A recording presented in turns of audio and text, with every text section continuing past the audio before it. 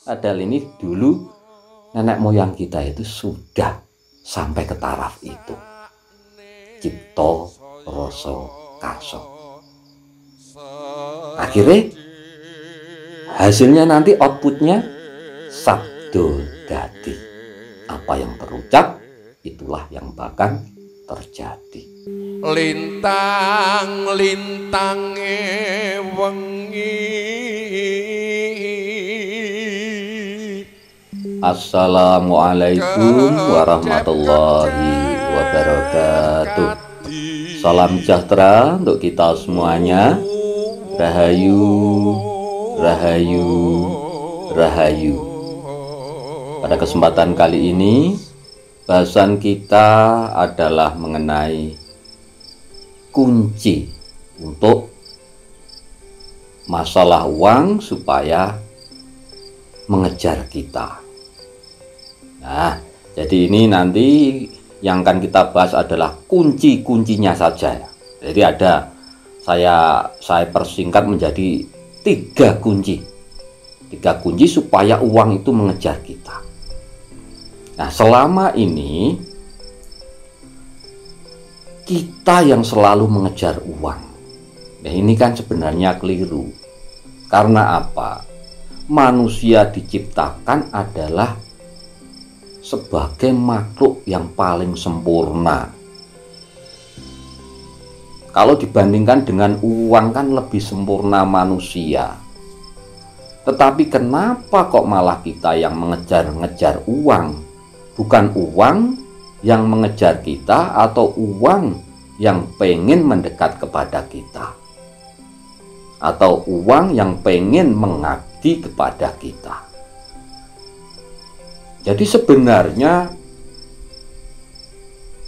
nenek moyang kita, sesepuh-sesepuh kita, terutama orang-orang Jawa dulu itu sudah sangat canggih sebenarnya untuk mengatasi persoalan masalah bondo dunyo.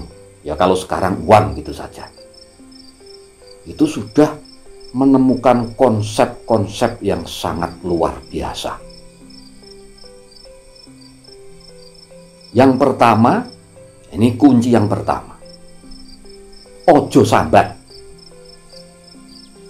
Coba panjenengan teliti mulai dari kecil sampai sekarang.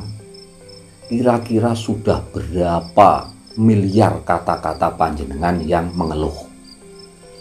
Coba diingat-ingat sendiri. Saya yakin sudah jutaan kata-kata yang keluar, entah itu di dalam hati ataupun yang terucap terlontar lewat kata. Sambat atau mengeluh, pesimis dalam menghadapi hidup, merasa susah, merasa miskin. Secara tidak sengaja kata-kata yang terlontar semacam itu akan direkam oleh otak kita dan akan mengendap di otak bawah sadar. Padahal apa yang terjadi atau terekam di otak bawah sadar itu yang akan menjadi kenyataan. Jadi kenyataan panjenengan kehidupan ke depan itu adalah buah daripada hasil pikiran. Ketika kita berbicara tidak punya uang, maka yang akan terjadi besok ya tidak punya uang. Kalau kita merasa kekurangan, makanya besok yang terjadi ya kekurangan. Coba panjenengan cek di sekitar panjenengan mungkin ya, yang orang yang setiap harinya itu mengeluh, kemudian pesimis, selalu berpikiran negatif, kemudian suka marah-marah. Coba lihat kehidupan, terutama masalah perekonomiannya, atau kalau bahasa sekarang masalah finansialnya. Panjenengan cek sendiri, panjenengan rangkum sendiri. Nah, coba seperti apa. Ojo sambat, banyak-banyaklah bersyukur. Pasti panjenengan ingat-ingat, dari pagi sampai malam pasti dong ada satu atau dua itu yang panjenengan pasti ada yang merasa senang. Jadi jangan diingat susahnya, ingat yang senangnya saja. Nah, dengan begitu panjenengan akan bersyukur. Dengan bersyukur panjenengan akan bahagia, akan plong hadine panjenengan. Otomatis nanti yang terucap adalah hal-hal yang sifatnya positif. Makanya nanti yang ke depan yang terjadi pasti positif. Ini hukum alamnya semacam itu. Nah, itu ya. Jadi kunci yang pertama, ojo sambat. Hilangkan semua pikiran negatif. Nah, itu. Kemudian yang kedua, jadi setelah kita tidak mengeluh dan banyak bersyukur tadi, ya, tidak sambat. Kemudian kita harus menyamakan. Jadi madakno energi dari anasir. Jadi madakno anasire awake dhewe karo anasire duit utawa Raja Brana iku mau. Nah, ini yang nomor loro. Yang nomor dua ini ya. Padakno. Jadi madakno anasire awake dhewe karo anasire duit utawa Raja Brana, harta benda itu tadi. Nah, manusia ini kan mempunyai 4 anasir, yaitu dari tanah, air, api, dan angin atau udara. Nah, sekarang kita bahas yang 2 saja, yaitu anasir tanah dan anasir api. Nah, sekarang saya tanya, duit sekarang lah ya, duit kertas itu terbuat dari apa? Dari kayu, ya. Kayu tumbuh di tanah. Artinya anasir atau elemen daripada atau unsur daripada uang adalah unsur tanah. Nah, selama ini kita ini lebih dominan unsur api. Coba seumpama api ini dengan pegang panas, pasti nggak akan betah, pasti kita akan langsung menjauh. Sama ketika uang yang unsurnya tanah mendekati api, ya pasti akan cepat pergi. Pasti uangnya cepat pergi. Seumpama hari itu dapat 10 juta, tapi kalau panjenengan unsur apinya tinggi, ya pasti akan cepat hangus. Ya nongko delalah mbok apa anaknya sakit hilang, buat bayar iki habis, nggak kerasan uangnya. Itu maksudnya kalau unsurnya tidak sama. Makanya kita samakan ya, anasire awake dhewe atau sekarang kita sama energi ya, itu kan mengandung energi, setiap anasir kan mengandung energi, kita samakan. Jadi unsur apinya kita tekan sedemikian mungkin. Lah, unsur api itu apa perwujudannya? Iri, dengki, marah-marah. Ini unsur api semua. Ngrasani wong, jahil, metakil, itu unsur api. Lah, unsur tanah apa? Unsur tanah itu ya seperti tanah ya, diinjak-injak, ya sabar, diam saja. Jadi sabar. Tanah ini kan selalu menghasilkan hal-hal yang baik, menghasilkan tumbuh-tumbuhan segala macam.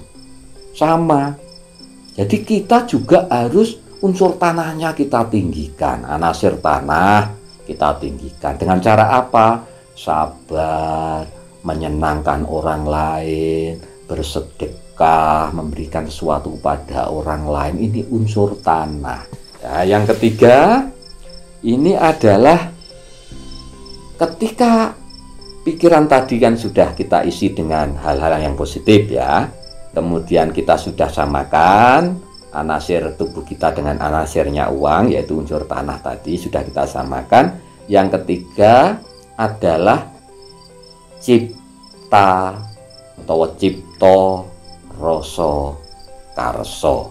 Jadi ini kunci yang ketiga ya. Kunci yang ketiga, cipta rasa, karsa. Artinya apa yang kita ciptakan di dalam pikiran kita, yang kita rasakan di dalam hati kita, maka akan terwujud atau karsa di dalam kehidupan kita. Artinya kita program ulang. Nah, masalah cipta ini, jadi pikiran yang menciptakan pikir. Cipta ini dari pikiran. Nah, ini kita program supaya cipta kita ini tadi adalah, lah, kan masalah harta benda, duit. Yuk kita isi dengan pikiran uang. Rojo Brono itu tadi. Nah, ini cipta kita, ya. Ini harus kita ciptakan atau kita program ulang dengan program pemikiran masalah uang. Itu. Nah, jadi yang apa yang kita pikirkan kalau kita sudah berpikir masalah uang tadi, ya. Jadi setelah kita mempunyai pikiran negatif sudah tidak ada, kemudian kita berkata-kata baik, kemudian kita ciptakan pikiran kita cipto nih mau masalah rojo brono atau harta benda atau uang, yang terjadi pasti ya uang nantinya. Ya, jadi itu sabdo dadi. Kalau sudah begitu sabdo dadi. Apa yang terucap itulah yang bakal jadi. Kalau kita berucap masalah uang, maka yang terjadi nanti juga uang. Nah, ini pelajaran simbah-simbah kita dulu itu sudah semacam ini.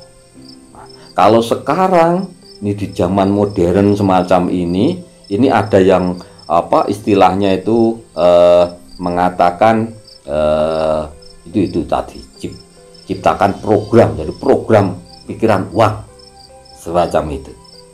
Padahal ini dulu nenek moyang kita itu sudah sampai ke taraf itu. Cipto, rasa, karsa. Akhirnya hasilnya nanti outputnya sabdo dadi. Apa yang terucap itulah yang bakal terjadi. Nah, untuk mencapai kepada program atau cipto kita, cara yang terbaik adalah dengan cara kita menurunkan tadi anasir api tadi. Caranya bagaimana?